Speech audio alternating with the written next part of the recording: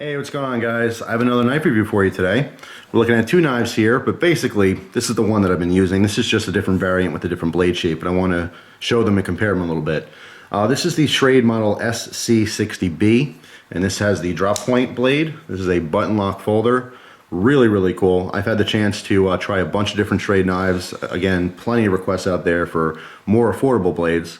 And although a lot of different companies, a lot of the major knife companies do offer cheaper ones, Schrade has more of an offering as far as the cheaper knives. Some of them are good, some of them aren't good. So you're going to see the reviews on a bunch of them. But as far as all the ones that I've had recently, this is one of my favorite, probably the top 3 favorite models. It offers a lot for the money. Speaking of money, both these knives also come in a partially serrated version. So there's 4 in this series. Retail or MSRP is $40. If you look on eBay, Amazon, there's a lot of different knife shops that are carrying them. Expect anywhere from $20 to $30. It's about a $10 range there. So let's just say $25 knife.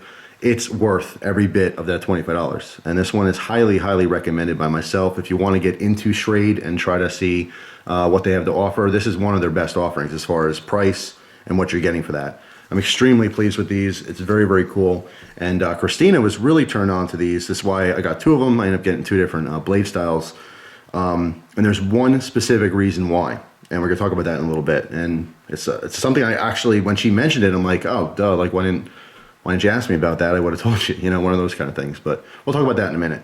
First off, yes, this is the SC60B. So we have the drop point, and then the other version here is the SC60BT, which is just a Tanto version. If you guys are into the Tanto or Tanto, whatever you want to say it, I've always said Tanto, but anyway, if you're into that kind of blade style, it's nice they do have that offering. All right, some people just prefer these.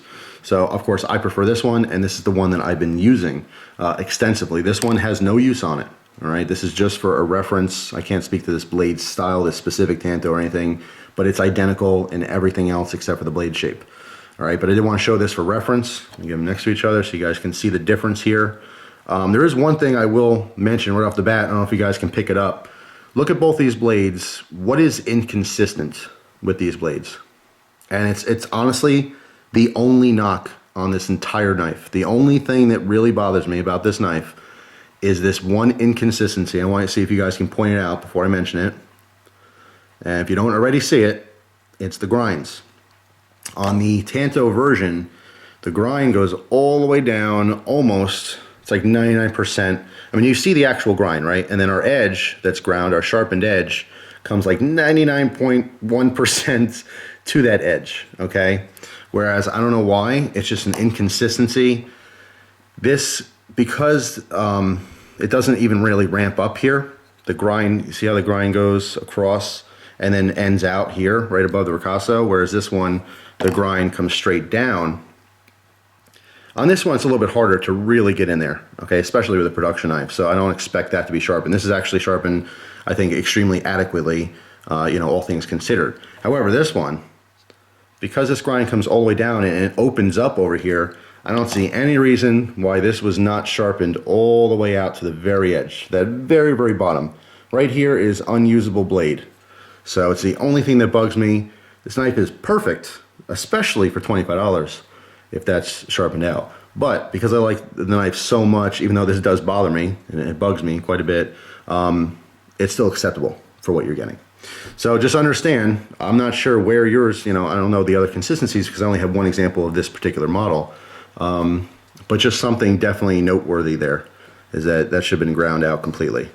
So I'm not sure if they're all kind of like this or if they're all in and around that range, but I would have liked to see that come all the way down. All right, so I have another, I don't know, 1/8 to 1/4 inch of blade there. So a little bit disappointing in that point. But besides that, I have nothing else negative to say about this knife. It's really cool. As far as the box, you're gonna get one of the newer Schrade boxes. The paperwork is, they're all the same. It's just basically warranty information and care on your knife. So that's the deal with that. So let me leave this in the background so you guys can look at that while I'm talking about this one. The specs are the same. Again, length and all that kind of stuff is the same. 3.3 inches on this. The blade steel on this whole series is 4116 stainless. We're going to talk about that. That's a Thyssen and Krupp stainless steel. I have extensive use on that steel with the cold steel knives. A lot of cold steel knives, past and present, have used the Krupp 4116. It's a fantastic steel. If you guys aren't familiar with it, the best way I can compare it, or another steel I can compare it to, I would say it's kind of in between a 420 HC and an AUS 8. Much better performance than a 420 HC. I would say probably even better than Buck's example of properly heat treated 420 HC. I've talked to that in the past. Extremely nice, cheap steel. That's the best way I can put it. Is it's a cheap steel. It's something for cheaper production knives, but it's a very good example of one that actually works. It does take a fantastic edge. I won't hold it forever, but again, price range, cheaper steel. It's just the way it rocks, you know. Just the way it rocks. I don't know. It's kind of funny. That's something I normally would say. But anyway, yeah, it's fantastic for a cheap steel. But keep in mind, still a cheap steel, still on the soft side. You know, you're going to find that you will have to sharpen it. This one I've used until it's still semi-sharp. I've used until it's almost, you know, where it really needs to be sharpened at this point. I was very surprised that this coating had held up the way it did. I just cleaned this down and wiped it down and everything. But this one is pretty used, and this one has no use on it. So, I mean, they're very comparable. There's almost no scratching. I did mostly paper and cardboard cutting with this. I did do some plastic milk jugs and water jugs, but it didn't scratch up the finish. So it's very good. I don't know, they don't mention exactly what it is. If I had to guess, it's probably a Teflon finish or something very similar to that. But thus far, it's held up pretty nicely. You can see the oil leaking out there.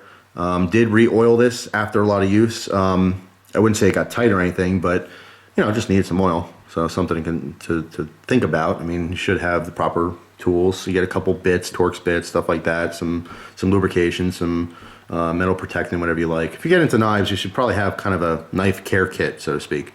But anyway, maybe just a thinner viscosity oil used at the factory. I don't know, but needed to be oiled, so I did it. So worth mentioning, I guess. The handle length on this is 4.6 inches. We have a molded aluminum, which is really, really cool. The weight on this overall is 4 ounces, but I could tell it doesn't feel like 4 ounces to me. If seriously, someone gave this to me and say, hey, how much does that weigh? I would say maybe 3 ounces. It doesn't feel 4 ounces, but that's what it is. It's 4 ounces. You could see there's texturing on here and finger grooves, okay? And the idea behind this is that when you're grabbing the knife, your fingers wrap around, so it's cut out, all right? It's very comfortable. This is probably one of the best ergonomic, the hell does that mean? Ergonomic. Ergonomic is things that feel good in urban areas. Now, the ergonomics is fantastic on this. Really, really nice. One of my favorite from Schrade. There is another knife which I'm going to review in the future. It's actually part of my EDC right now, which I'm very excited to show. But that one is extremely ergonomic as well. But no, there's a double finger choil here, which is kind of tricky. Sometimes companies will do this and it's hit or miss. Sometimes it feels great. Sometimes, depending on your hand size and that particular knife, it just doesn't work for you. But this one I think is pretty versatile. They're slightly smaller grooves. Okay, so if you have huge fingers, I mean, I've talked this before. I have large hands, but not massive hands. So it fits really, really nicely in my hand. I like the cutouts. I like the grip. The grip it's grippy, but it's not nearly as grippy as, say, like an aggressive G10 or skateboard tape or anything like that. It's kind of rounded off, which is nice. It is on both sides, so if you do swap the clip, with it, which I'll talk about in a second, that is swappable, it's symmetrical, okay? So it's going to be comfortable either way. There's jimping across the entire spine on here, and it leads into a slight thumb ramp on the spine of the blade. Again, very ergonomic, a nice secure feel. It is a rounded jimping on here, so not super aggressive at all. It's not going to hurt the finger, but it's not going to be locked in either. Some jimping is extremely aggressive, and it almost rips up the thumb. You know, the skin kind of gets torn up, but I mean, your finger's locked in there. This is kind of middle of the road. Your finger's not locked in. You could slide off, but it's better than being smooth. I actually like the way this feels. It's just comfortable. What else can I say about this knife? Black hardware on here, which matches, which is very nice. Torx screws, so it is completely, take down if you want to do that. How this knife functions is it's a button lock. If you're not familiar with the button lock, just like it sounds, okay? The lock is a button. It's a button that you press, all right? This is the same design that's used on button automatics. You see a lot of automatic knives, push the button, blade shoots out. It's literally the same design. In fact, although not recommended whatsoever, I can tell you I personally have gotten manual button lock knives, bought coil springs, drilled a tiny little hole for the springs on either side, and converted. I probably converted maybe 7 or 8 knives when I was younger. It was a fun project thing, but you can easily convert, well, I shouldn't say easily, if you have the proper knowledge, the proper tools, you can convert these manual button locks into automatic knives. Of course, you're going to want to check and make sure that's legal where you are. I'm not responsible for any legality issues. Neither, I guess, would be Schrade. I mean, you're buying it as is. But yes, you can convert these if in the future you want an automatic knife. It's not impossible. In fact, it's a great setup to do that with. But these are manual knives. These are not automatic, you can see. Okay, all this is doing is there's a collar in here. You can see how that's shaped, hopefully.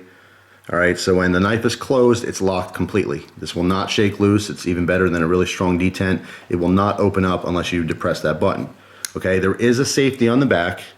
Okay, the safety's plastic, which of course I'd like it to be metal. So metal's always better than plastic, but I will say that it works fine. There's nothing wrong with it, and it does stay in place. Sometimes with cheap knives, these little plastic switches, they slide on you, okay? So it locks when you don't want it to lock and vice versa. This has been nice and stiff. It stays in place.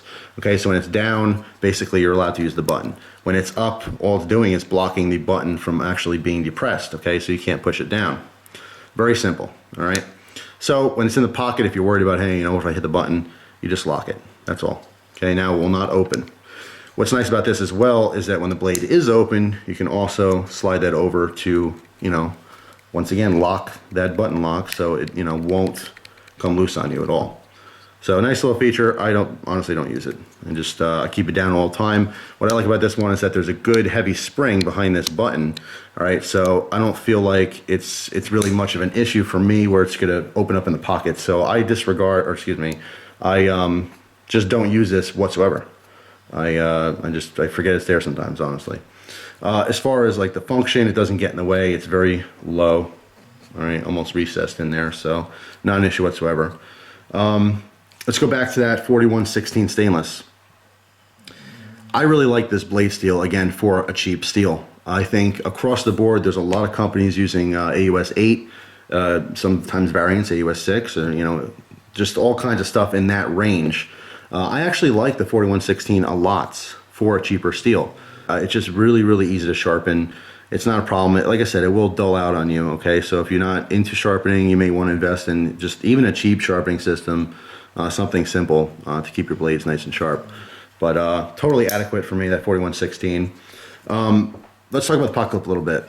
I like the pocket clip, how it's designed in general. As far as the shape, I mean, it doesn't really do much for me. Kind of an hourglass shape with the circles. It could have been straight. I much prefer a simple pocket clip design. You don't have to get fancy for me, anyway, for pocket clips. But it is a deep carry, okay? And what's nice about this is it has a glass breaker, if you didn't already notice. It's kind of a subtle, it's not like this major, huge, sometimes glass breakers on knives are like this massive spike. It's pretty subtle, but what it is essentially is a nut, okay? So you take your wrench and you would loosen this nut, and you know, basically that's what's holding your pocket clip in, okay? So if you want to swap the pocket clip to the other side, you put your wrench on there, loosen that, take it off, okay? Swap the clip and put it back on. So dual purpose, which is very nice, all right? I do like the fact that it is deep conceal or deep pocket clip. I do prefer those. I like having, you know, more knife in the pocket, the better. Just gives me a nice secure feeling. You can see what's nice about this, and this is such a simple little detail, but I love the little details. And when I'm playing with a knife and testing it and using it, I'll fondle it and look at it and just, you know, notice these little things. Something I've noticed about this, which I like a lot, is that the pocket clip lands on the high peak, all right, as opposed to in the grooves. If it landed in the grooves, first of all, it'd be less efficient, wouldn't have as much grab on the pants pocket, but because it lands on this tiny little smooth part, it just does not rip up the pocket at all. This isn't super aggressive to begin with, but it could be aggressive, and it would still be a very functional pocket clip. You can see how it lands right on that smooth part of the knife, okay? Very easy to get in and out of the pocket, but it still retains very nicely, okay? It's not gonna fall out, and it's not flimsy at all. Now here's where I wanna talk about why Christina likes this knife in particular. All right, Christina has a Benchmade sequel, the 707. She loves that knife. And when you talk about like EDC knives, that's truly an EDC knife. Since she got it, she carried it every single day, every single place she goes, and she uses it all the time. It's consistently used. Whereas myself, I'm constantly trying different knives. So even when I fall in love with a knife, I don't carry it every single day because I have to carry something else to use and test and review eventually. But she loves her Benchmade. One of the biggest reasons why she loves that is because of the axis lock. And I know a lot of you guys out there are huge fans of the axis lock. One of the coolest features of it is that it's so simple to open with one hand. Obviously, you pull down on the lock, you swing the blade open, and you're done. And to close it, you pull down on the lock and you swing it closed. When she first got this in her hand at SHOT Show, she's like, holy crap, why didn't you tell me there's knives like this? You know, because I was explaining. She's like, what is this? I'm like, oh, it's a button lock. She's like, well, what the hell, man? Why didn't you tell me about this? Because I love the axis lock so much. This is literally, it functions for her in the same way. And what I mean by that is that all you do is you push on the lock, swing the blade open, okay, and it locks open. And to shut it, do the reverse. So push down the button. You see that the blade is nice and smooth. And what's nice about this too is sometimes button lock knives, you'll have a lot of blade play. These have no play at all, okay? And this one has been heavily used so far. Nothing, no vertical, no horizontal. It's extremely tight, which is very, very nice. But essentially, swing it open, and when you're all done, push the button, swing it closed. So everyone who loves their axis locks for this reason, for opening and closing, of course you play with it all day, you open it, close it, you open it, close it. A button lock does the exact same thing, only it's even easier because you're literally pushing down on a button. Sometimes people find it a little bit difficult to pull down on the axis lock, particularly if you're into the cheaper knockoffs. They're, not the non-Benchmade axis locks. The edges are really rough usually on the lock part, so it's a little uncomfortable. With this, you have a nice, simple button. Push down the button, open it. Push down the button, close it. All right, so it's extremely easy to grab real quick, open the knife, use it, and close it. All right, even more so than an axis lock. So she fell in love with it right away. She liked that it was, lightweight to her. It's very ergonomic for her, and she has much smaller fingers and hands than I do. So it is versatile in a lot of different areas. So I'm a huge fan of these. These are fantastic. Like I said, highly, highly recommended. Whether you're into high-end knives or on a strict budget, I think everyone can get one of these and enjoy it. It's one of my favorites. So anyway, to sum everything up, if you haven't realized by now, I am a huge, huge fan of these models. The SC60B is my favorite. Whatever your flavor is, it's definitely, definitely worth checking out. Very, very cool knives, very functional, awesome, and affordable. So even if you're into high-end knives and you don't normally mess around with cheapos, this is certainly one to check out because one of my favorites. So there it is. Hopefully you guys enjoyed the review. I thank you very much for watching and hope you guys have a great day. I'll see you soon. Take care.